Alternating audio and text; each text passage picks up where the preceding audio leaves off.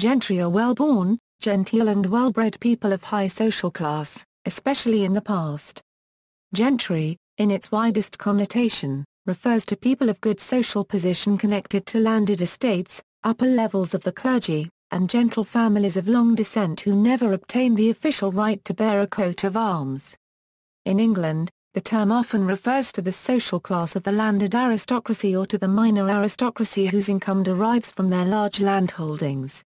The idea of gentry in the continental sense of noblesse is extinct in common parlance in England, despite the efforts of enthusiasts to revive it. Though the untitled nobility in England are normally termed gentry, the older sense of nobility is that of equality identical to gentry. The fundamental social division in most parts of Europe in the Middle Ages was between the nobles, that is, the tenants in chivalry, and the ignobles, that is, the villains, citizens and burgesses. The division into nobles and ignobles in smaller regions of Europe in the Middle Ages was less exact due to a more rudimentary feudal order. After the Reformation, intermingling between the noble class and the often hereditary clerical upper class became a distinctive feature in several Nordic countries. Besides the gentry there have been other analogous traditional elites. The adjective patrician for example describes most closely members of the governing elites found within metropolitan areas like the medieval free cities of Italy, the free imperial cities of Germany and Switzerland, and the areas of the Hanseatic League, which, by virtue of their urban milieu, differed from the gentry. The historical background of social stratification in the Western world. The Indo-Europeans who settled Europe, Western Asia and the Indian subcontinent conceived their societies to be ordered in a tripartite fashion, the three parts being castes. Castes came to be further divided, perhaps as a result of greater specialization. The classic formulation of the caste system as largely described by George's Duma copyright Zill was that of a priestly or religiously occupied caste, a warrior caste, and a worker caste. Duma copyright Zill divided the Proto-Indo-Europeans into three categories: sovereignty, military, and productivity. He further subdivided sovereignty into two distinct and complementary subparts. One part was formal, juridical, and priestly, but rooted in this world. The other was powerful, unpredictable, and also priestly, but rooted in the other, the supernatural and spiritual world. The second main division was connected with the use of force, the military, and war. Finally, there was a third group, ruled by the other two, whose role was productivity, herding, farming, and crafts. This system of caste roles can be seen in the castes which flourished on the Indian subcontinent and amongst the Italic peoples. Examples of the Indo-European castes: Indo-Iranian Euro-Brahmin Thravan, Kshatras Ratastar, Vaishyas, Roman Euro-Flamines, Millets, Quirits, Celtic Euro-Druids, Equites, Plebs, Anglo-Saxon Euro-Geebdmen, Fiedmen, Weorkmen, Slavic Euro-Volkhvs, Buin, Xtianin Smurd, Nordic Euro-Earl, Churl, Thrall, Greece Euro-Eupatridae, Geomori, Demiurgi, Greece Euro-Homoio, Periisi, Helots. Kings were born out of the warrior or noble class. Medieval Christendom. Emperor Constantine convoked the First Council of Nicaea in 325 whose Nicene Creed included belief in one holy Catholic and Apostolic Church. Emperor Theodosius I made Nicene Christianity the state church of the Roman Empire with the Edict of Thessalonica of 380. After the fall of the Roman Empire in the 5th century, there emerged no single powerful secular government in the West, but there was a central ecclesiastical power in Rome, the Catholic Church. In this power vacuum, the Church rose to become the dominant power in the West. In essence, the earliest vision of Christendom was a vision of a Christian theocracy, a government founded upon and upholding Christian values, whose institutions are spread through and over with Christian doctrine. The Catholic Church's peak of authority over all European Christians and their common endeavors of the Christian community for example, the Crusades, the fight against the Moors in the Iberian Peninsula and against the Ottomans in the Balkans helped to develop a sense of communal identity against the obstacle of Europe's deep political divisions. The classical heritage flourished throughout the Middle Ages in both the Byzantine Greek East and Latin West. In Plato's ideal state there are three major classes, which was representative of the idea of the tripartite soul, which is expressive of three functions or capacities of the human soul: appetites, the spirited element, and reason, the part that must guide the soul to truth. Duran made a convincing case that certain prominent features of Plato's ideal community were discernible in the organization, dogma and effectiveness of the medieval church in Europe. For 1,000 years Europe was ruled by an order of guardians considerably like that which was visioned by our philosopher. During the Middle Ages it was customary to classify the population of Christendom into laborators, bellators, and orators. The last group, though small in number, monopolized the instruments and opportunities of culture, and ruled with almost unlimited sway half of the most powerful continent on the globe. The clergy, like Plato's guardians, were placed in authority by their talent as shown in ecclesiastical studies and administration, by their disposition to a life of meditation and simplicity, and by the influence of their relatives with the powers of state and church. In the latter half of the period in which they ruled, 800 AD onwards, the clergy were as free from family cares as even Plato could desire, for such guardians. Clerical celibacy was part of the psychological structure of the power of the clergy. For on the one hand they were unimpeded by the narrowing egoism of the family, and on the other their apparent superiority to the call of the flesh added to the awe in which lay sinners held them. Gaetano Mosca wrote on the same subject matter in his book The Ruling Class concerning the medieval church and its structure that, beyond the fact that clerical celibacy functioned as a spiritual discipline, it also was guarantor of the independence of the church. The Catholic Church has always aspired to a preponderant share in political power. It has never been able to monopolize it entirely, because of two traits, chiefly, that are basic in its structure. Celibacy has generally been required of the clergy and of monks. Therefore no real dynasties of abbots and bishops have ever been able to establish themselves. Secondly, in spite of numerous examples to the contrary supplied by the warlike Middle Ages, the ecclesiastical calling has by its very nature never been strictly compatible with the bearing of arms. The precept that exhorts the Church to abhor bloodshed has never dropped completely out of sight, and in relatively tranquil and orderly times it has always been very much to the fore. Two principal estates of the realm, the gentry is formed on the basis of the medieval society's two higher estates of the realm, nobility and clergy, both exempted from tax.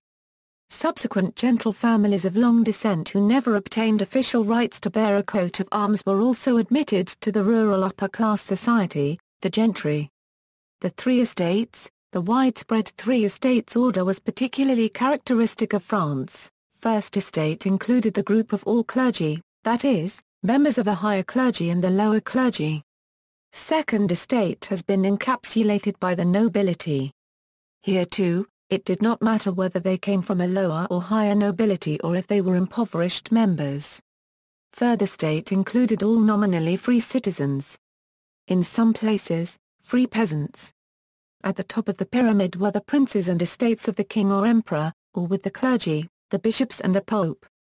The feudal system was, for the people of the Middle Ages and early modern period, fitted into a God-given order. The nobility and the third estate were born into their class, and change in social position was slow. Wealth had little influence on what estate one belonged to.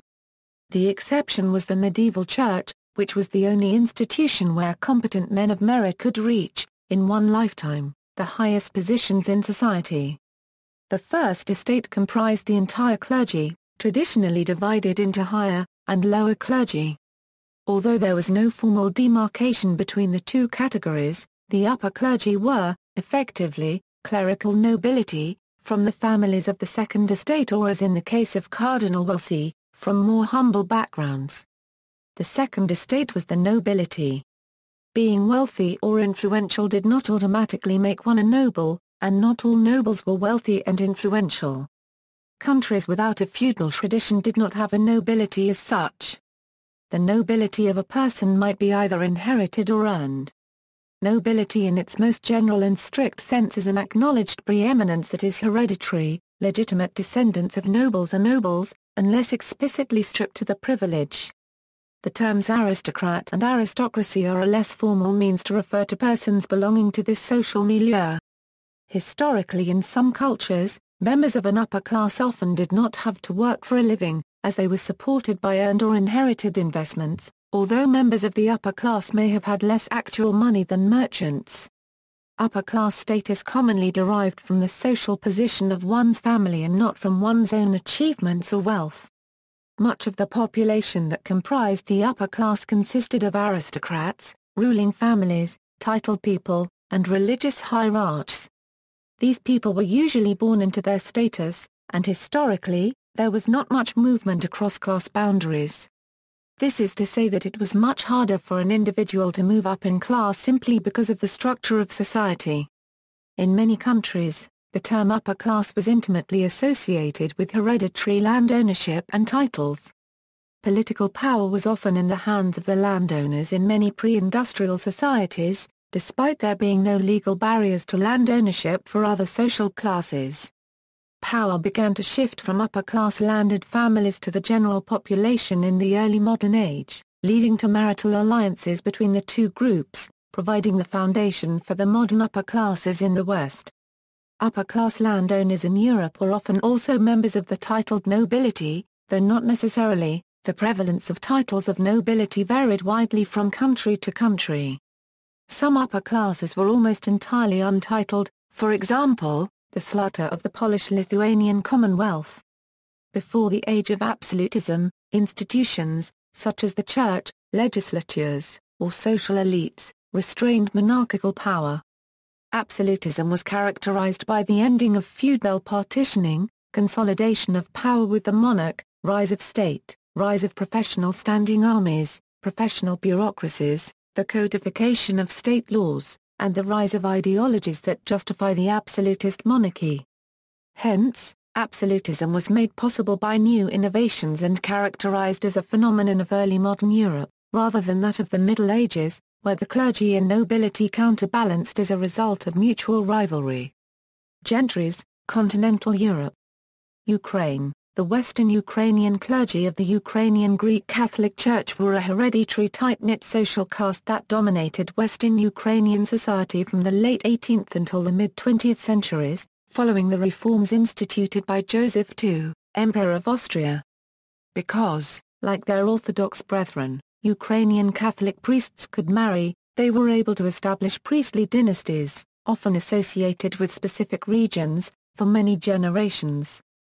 Numbering approximately 2,000 to 2,500 by the 19th century, priestly families tended to marry within their group, constituting a tight-knit hereditary caste. In the absence of a significant native nobility and enjoying a virtual monopoly on education and wealth within Western Ukrainian society, the clergy came to form that group's native aristocracy. The clergy adopted Austria's role for them as bringers of culture and education to the Ukrainian countryside. Most Ukrainian social and political movements in Austrian-controlled territory emerged or were highly influenced by the clergy themselves or by their children. This influence was so great that Western Ukrainians were accused of wanting to create a theocracy in Western Ukraine by their Polish rivals. The central role played by the Ukrainian clergy or their children in Western Ukrainian society would weaken somewhat at the end of the 19th century but would continue until the mid-20th century. Baltic. From the middle of the 1860s the privileged position of Baltic Germans in the Russian Empire began to waver. Already during the reign of Nicholas I, who was under pressure from Russian nationalists, some sporadic steps had been taken towards the Russification of the provinces. Later, the Baltic Germans faced fierce attacks from the Russian nationalist press, which accused the Baltic aristocracy of separatism, and advocated closer linguistic and administrative integration with Russia. Social division was based on the dominance of the Baltic Germans which formed the upper classes while the majority of indigenous population, called Underch, composed the peasantry. In the imperial census of 1897, 98,573 Germans lived in the Governorate of Livonia, 51,017 in the Governorate of Curonia, and 16,037 in the Governorate of Estonia. The social changes faced by the emancipation, both social and national, of the Estonians and Latvians were not taken seriously by the Baltic German gentry. The provisional government of Russia after 1917 revolution gave the Estonians and Latvians self-governance, which meant the end of the Baltic German era in Baltics. The Lithuanian gentry consisted mainly of Lithuanians, but due to strong ties to Poland, had been culturally Polonized. After the Union of Lublin in 1569, they became less distinguishable from Polish Slata, although preserved Lithuanian national awareness. The Church had been from the beginning the foundation of the learned society in the Baltic region. It was not only the religious, but also the social and political aspects of which were interwoven in the life of the Church in the Middle Ages. A noticeable part of the clergy were recruited from the local inhabitants, and the celibacy of clergy constrained the rise of structure-based inheritable privileges in the Church. The Protestant Reformation brought about great change in the Baltic region of Europe. The Church in Lithuania remained Catholic, but a large part of Livonia came under the sway of the Reformation. The first to accept the ideas of the Reformation were the merchants of Riga and Reval, which subsequently functioned as the centers of the Reformation. The Lutheran Church in the Baltics did not come to have the institutional importance or independence its counterpart had in the Nordic countries. Up until the 20th century, it was dominated by the German segment of the population, and the clergy were mostly constituted of German-speaking inhabitants or had often come from Germany. Financially, the clergy were tied to the Baltic German nobility's estates, which provided revenues. This added to the notion of the Lutheran Church not being their own by the ethnic majority of Estonians and Latvians. Following the independence of Latvia and Estonia, the refounded national churches took steps to distance itself from its Baltic German association and emphasize Estonian and Latvian aspects. Swedish: in Sweden, there wasn't outright serfdom. Hence, the gentry was basically a class of well-off citizens that had grown from the wealthier or more powerful members of the peasantry. The two historically legally privileged classes in Sweden were the Swedish nobility and the clergy, which were part of the so-called frikyrkoelse. At the head of the Swedish clergy stood the Archbishop of Uppsala since 1164. The clergy encompassed almost all the educated men of the day and furthermore was strengthened by considerable wealth, and thus it came naturally to play a significant political role. Until the Reformation, the clergy was the first estate but was relegated to the secular estate in the Protestant North Europe. In the Middle Ages, celibacy in the Catholic Church had been a natural barrier to the formation of an hereditary priestly class. After compulsory celibacy was abolished in Sweden during the Reformation, the formation of an hereditary priestly class became possible, whereby wealth and clerical positions were frequently inheritable. Hence the bishops and the vicars, who formed the clerical upper class, would frequently have manners similar to those of other country gentry. Hence continued the medieval church legacy of the intermingling between noble class and clerical upper class and the intermarriage as the distinctive element in several Nordic countries after the Reformation. Surnames in Sweden can be traced to the 15th century, when they were first used by the gentry, that is, priests and nobles. The names of these were usually in Swedish, Latin, German or Greek. The adoption of Latin names was first used by the Catholic clergy in the 15th century. The given name was preceded by Herr, such as Herr Lars, Herr Olof, Herr Hans, followed by a Latinized form of patronymic names, for example, Lars Peterson Latinized as Laurentius Petri. Starting from the time of the Reformation, the Latinized form of their birthplace became a common naming practice for the clergy. In the 17th and 18th centuries, the surname was only rarely the original family name of the ennobled. Usually, a more imposing new name was chosen. This was a period which produced a myriad of two-word Swedish-language family names for the nobility. The regular difference with Britain was that it became the new surname of the whole house, and the old surname was dropped altogether. The portraits are illustrations of the gentry through professions, surnames, dress and portrait painting in Swedish history. British: the British upper classes consist of two sometimes overlapping entities, the peerage and landed gentry. Any male member of either may regard himself as a gentleman, in a special sense mutually understood between hereditary members of the class, which will often exclude life peers. In the British peerage, only the senior family member inherits a substantive title. These are referred to as peers or lords. The rest of the nobility is referred to as landed gentry. They usually bear no titles apart from the qualifications of esquire or gentleman. Exceptions include the baronet, those that are knighted, Scottish barons, and Scottish lairds. The term landed gentry, although originally used to mean nobility, came to be used for the lesser nobility in England around 1540. Once identical, these terms eventually became complementary. The term gentry by itself is commonly used by historians, according to Peter Koss, is a construct applied loosely to rather different societies. Any particular model may not fit a specific society, yet a single definition nevertheless remains desirable. Titles, while often considered central to the upper class, are not strictly so. Both Captain Mark Phillips and Vice Admiral Sir Timothy Lawrence, the respective first and second husbands of H.R.H. Princess Anne, lacked any rank of peerage, yet could scarcely be considered anything other than upper class. Landed gentry is a traditional British social class consisting of gentlemen in the original sense.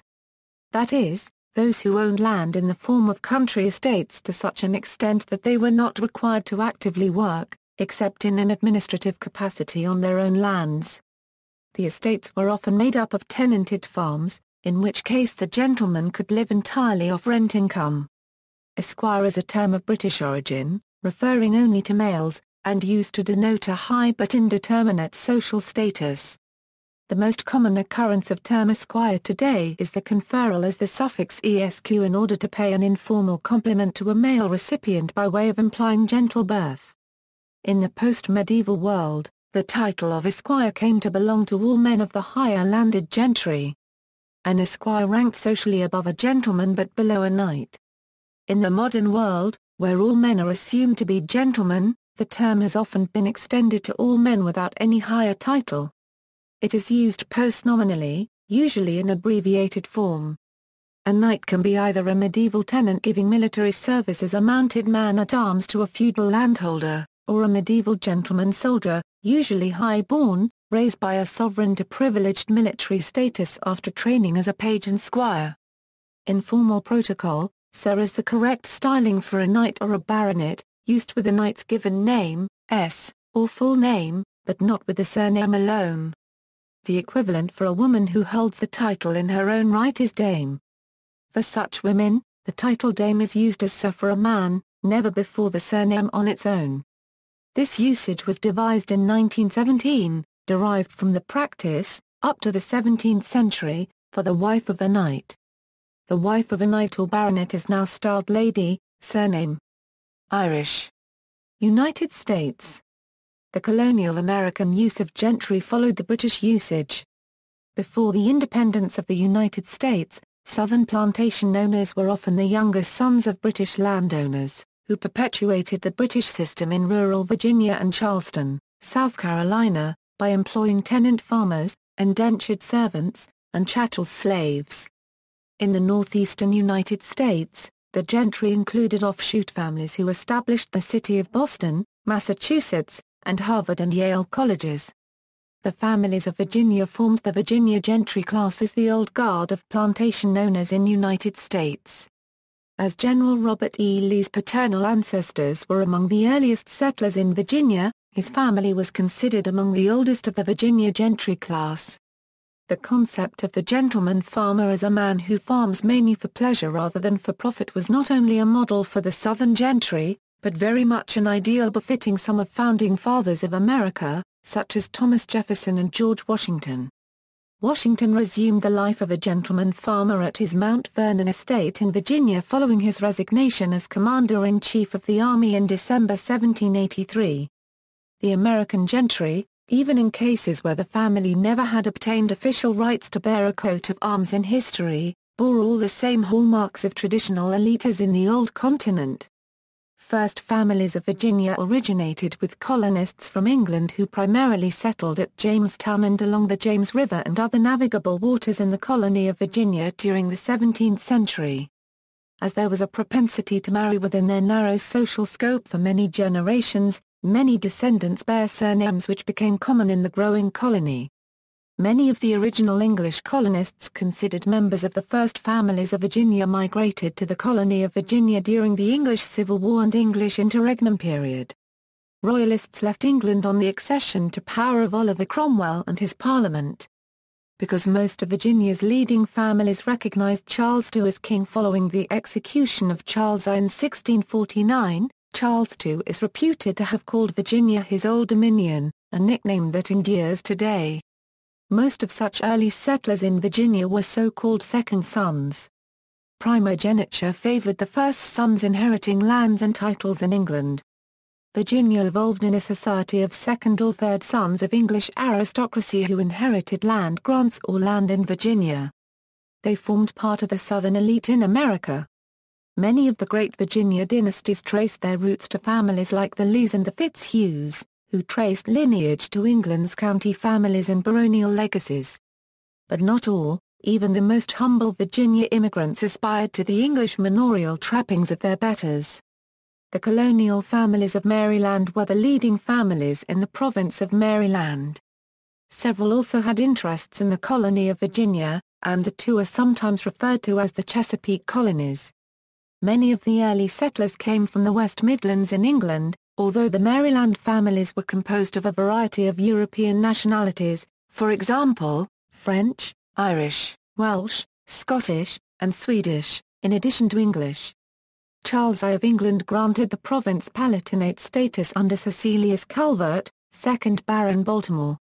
The foundational charter created an aristocracy of lords of the manor from Maryland. Maryland was uniquely created as a colony for Catholic aristocracy and landed gentry, but Anglicanism eventually came to dominate, partly through influence from neighboring Virginia. East Asia, 4 occupations.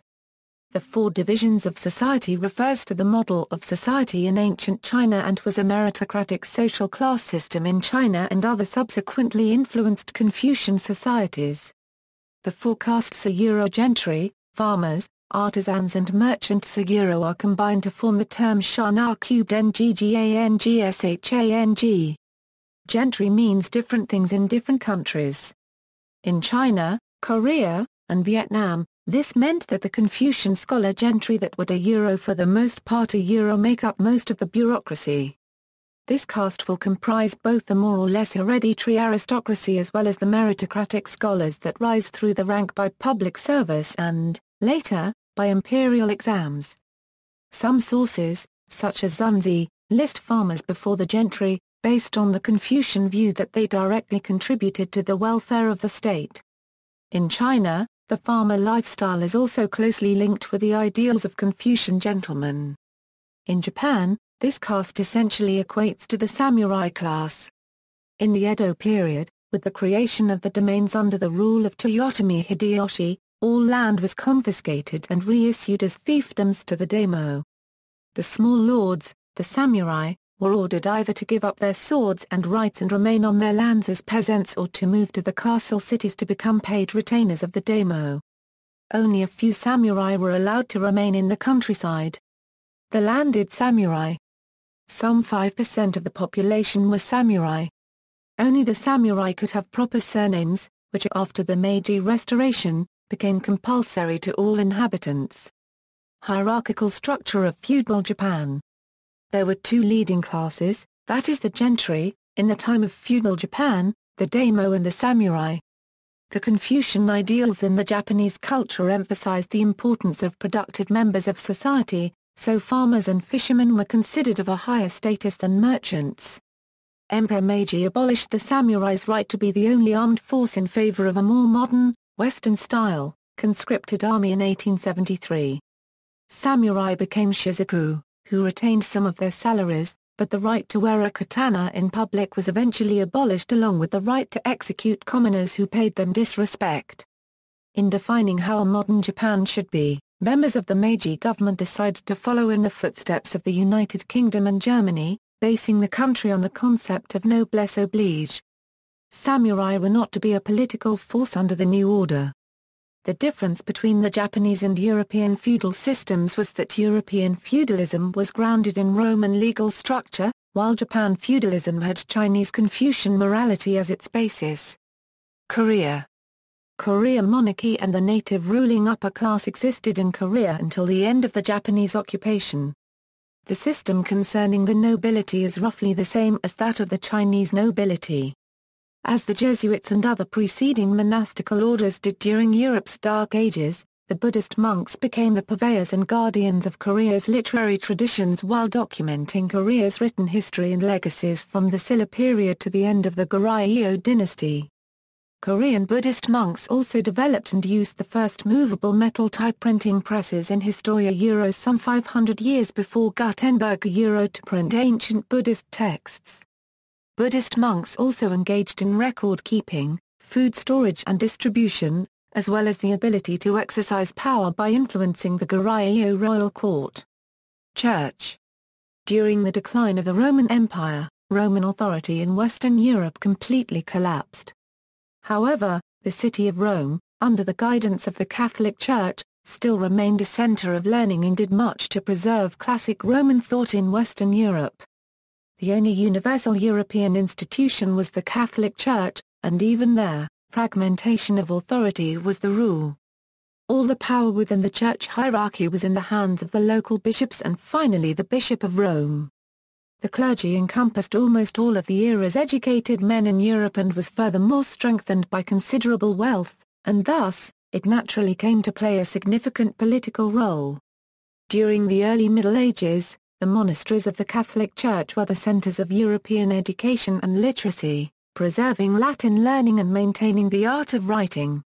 Medieval universities had been run for centuries as Christian episcopal or monastic schools, in which monks and nuns taught classes. Evidence of these immediate forerunners dates back to the 6th century AD. With the increasing growth and urbanization of European society during the 12th and 13th centuries, a demand grew for professional clergy. Before the 12th century, the intellectual life of Western Europe had been largely relegated to monasteries, which were mostly concerned with performing the liturgy and prayer. Relatively few monasteries could boast true intellectuals. Following the Gregorian reform's emphasis on canon law and the study of the sacraments, bishops formed cathedral schools to train the clergy in these and the more secular aspects of religious administration. Learning became essential to advancing in the ecclesiastical hierarchy, and teachers also gained prestige. By the 13th century, almost half of the highest offices in the church were occupied by degreed masters. Modern systems of education in Europe derive their origins from the schools of the High Middle Ages. Most schools during this era were founded upon religious principles with the primary purpose of training the clergy. Many of the earliest universities, such as the University of Paris founded in 1160, had a Christian basis. Free education for the poor was officially mandated by the Church at the Third Lateran Council, which decreed that every cathedral must assign a master to teach boys too poor to pay the regular fee. Parishes and monasteries also established free schools teaching at least basic literary skills. With few exceptions, priests and brothers taught locally, and their salaries were frequently subsidized by towns. Private, independent schools reappeared in medieval Europe during this time, but they, too, were religious in nature and mission. Some of the greatest theologians of the High Middle Ages, Thomas Aquinas and Robert Grosseteste, were products of the medieval university. Social rituals have formed a part of human culture for tens of thousands of years. Anthropologists see social rituals as one of many cultural universals. The Christian clergy has traditionally officiated over of acts worship, reverence, rituals and ceremonies in Europe. Among these central traditions have been baptism, confirmation, penance, anointing of the sick, holy orders, marriage, the Mass or the divine service, and coronations. The European coronation ceremonies of the Middle Ages were essentially a combination of the Christian rite of anointing with additional elements. Following Europe's conversion to Christianity, crowning ceremonies became more and more ornate, depending on the country in question, and their Christian elements especially anointing became the paramount concern. Anointing a king was considered equivalent to crowning him. The Catholic, Eastern Orthodox, Anglican and the Church of Sweden have applied the formal, church-based leadership or an ordained clergy in matters of either the church or broader political and sociocultural import. Until the Reformation, the clergy was the first estate but was relegated to the secular estate in the Protestant Northern Europe. After compulsory celibacy was abolished in Sweden during the Reformation, the formation of an hereditary priestly class became possible, whereby wealth and clerical positions were frequently inheritable. Historically, Sweden, including the former Swedish province of Finland, has had a more elaborate form of liturgy, which preserved more than other Nordic countries links to the medieval Catholic tradition. In Germany, the High Church movement is much smaller than in Sweden. Because of several unions between Lutheran and Reformed churches since the Prussian Union, resulting in the simple spread of Calvinist concepts from the Reformed churches by osmosis, Lutheranism has often taken on a Reformed context. Values and traditions, military and clerical. Historically, the nobles in Europe became soldiers. The aristocracy in Europe can trace their origins to military leaders from the Migration period and the Middle Ages. For many years, the British Army, together with the Church, was seen as the ideal career for the younger sons of the aristocracy. Although now much diminished, the practice has not totally disappeared. Such practices are not unique to the British either geographically or historically. As a very practical form of displaying patriotism, it has been at times fashionable for gentlemen to participate in the military. The fundamental idea of gentry had come to be that of the essential superiority of the fighting man, usually maintained in the granting of arms.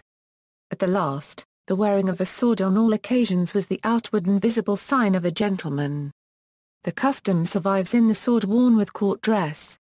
A suggestion that a gentleman must have a coat of arms was vigorously advanced by certain 19th and 20th century heraldists, notably Arthur Charles Fox Davis in England and Thomas Innes of Lerney in Scotland.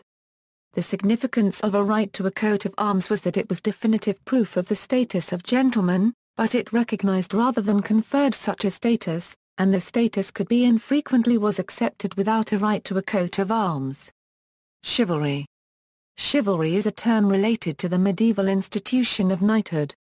It is usually associated with ideals of knightly virtues, honor and courtly love. Christianity had a modifying influence on the virtues of chivalry, with limits placed on knights to protect and honor the weaker members of society and maintain peace. The Church became more tolerant of war in the defense of faith, espousing theories of a just war. In the 11th century, the concept of a Knight of Christ gained currency in France, Spain and Italy. These concepts of religious chivalry were further elaborated in the era of the Crusades. In the later Middle Ages, wealthy merchants strove to adopt chivalric attitudes. This was a democratization of chivalry, leading to a new genre called the courtesy book, which were guides to the behavior of gentlemen.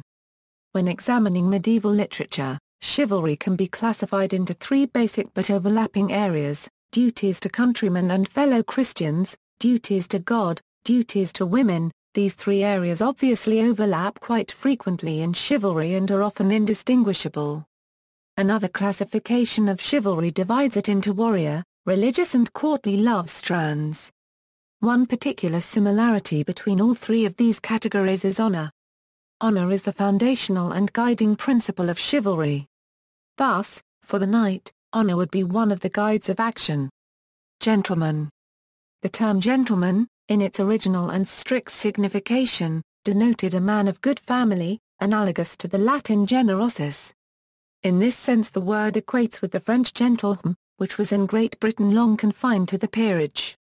The term gentry has much of the social class significance of the French noblesse or of the German adel, but without the strict technical requirements of those traditions. To a degree, gentleman signified a man with an income derived from landed property, a legacy or some other source, and was thus independently wealthy and did not need to work. Confucianism. The Far East also held similar ideas to the West of what a gentleman is, which are based on Confucian principles. The term January NZC is a term crucial to classical Confucianism. Literally meaning son of a ruler, prince, or noble, The ideal of a gentleman, proper man, exemplary person, or perfect man is that for which Confucianism exhorts all people to strive. A succinct description of the perfect man is one who combines the qualities of saint, scholar, and gentleman. A hereditary elitism was bound up with the concept, and gentlemen were expected to act as moral guides to the rest of society. They were to cultivate themselves morally, participate in the correct performance of ritual, show filial piety and loyalty where these are due, and cultivate humaneness. The opposite of the GNZC was the Zik or a copyright N, literally small person, or petty person. Like English small, the word in this context in Chinese can mean petty in mind and heart, narrowly self-interested, greedy, superficial, and materialistic. Noblesse oblige. The idea of noblesse oblige, nobility obliges, among gentry is, as the Oxford English Dictionary expresses, that the term suggests noble ancestry constrains to honourable behaviour. Privilege entails to responsibility. Being a noble meant that one had responsibilities to lead, manage and so on. One was not to simply spend one's time in idle pursuits. Heraldry. A coat of arms is a heraldic device dating to the 12th century in Europe. It was originally a cloth tunic worn over or in place of armour to establish identity in battle. The coat of arms is drawn with heraldic rules for a person, family or organisation. Family coats of arms were originally derived from personal ones, which then became extended in time to the whole family. In Scotland, family coats of arms are still personal ones and are mainly used by the head of the family. Ecclesiastical heraldry. Ecclesiastical heraldry is the tradition of heraldry developed by Christian clergy. Initially used to mark documents, ecclesiastical heraldry evolved as a system for identifying people and dioceses. It is most formalized within the Catholic Church, where most bishops, including the Pope, have a personal coat of arms. Clergy in Anglican, Lutheran, Eastern Catholic, and Orthodox churches follow similar customs. See also, aristocracy, ecclesiastical address, gentlewoman, grand burgher, habitus, Hanseaton, landed gentry, nobility, patrician, redorus unblasen, social environment, symbolic capital, notes. References. External links, media related to gentry at Wikimedia Commons.